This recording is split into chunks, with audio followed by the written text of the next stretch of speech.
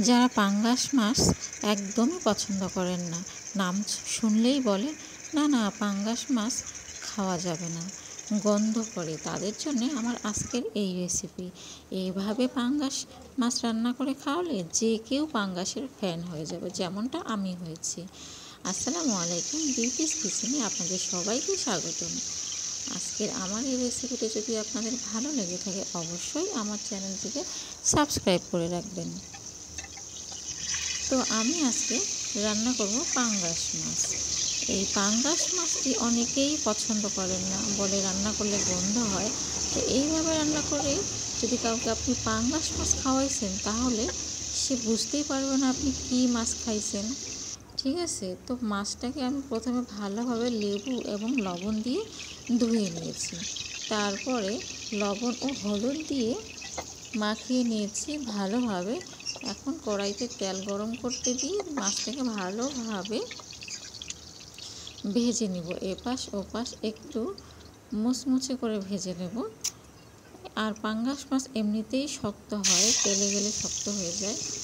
তো মাছটা সুন্দরভাবে ভেজে নেওয়ার পর আমি এখানে গরম তেলে দিয়ে দিয়েছি তেজপাতা, আদা বাটা, রসুন বাটা, পেঁয়াজ বাটা এবং সঙ্গে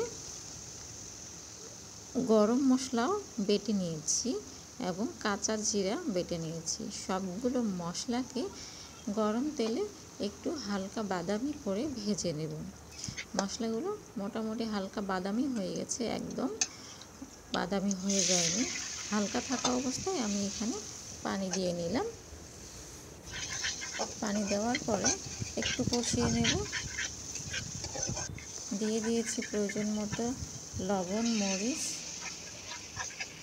মরিচও বেটে নিয়েছি, কাঁচামরিচ, সঙ্গে একটু শুকনো মরিচের গুঁড়াও অ্যাড করে নিয়েছি। দিয়ে দিয়েছি স্বাদ মতো লবণ এবং হলুদ।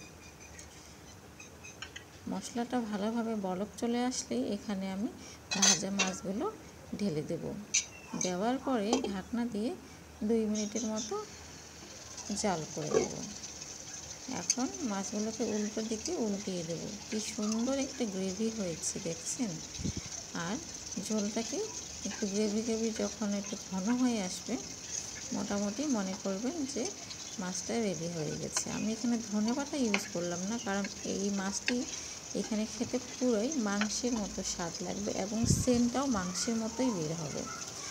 এইভাবে যদি আপনি পাঙ্গাস মাছ কাউকে রান্না করে খাওয়ান তাহলে সে পাঙ্গাসের ফ্যান না হয়ে পারবেই না। দেখছেন কতটা ডেলিজিয়াস লাগতেছে এবং কালার এত সুন্দর আসছে। ধন্যবাদ সবাইকে ভিডিওটি দেখার জন্য।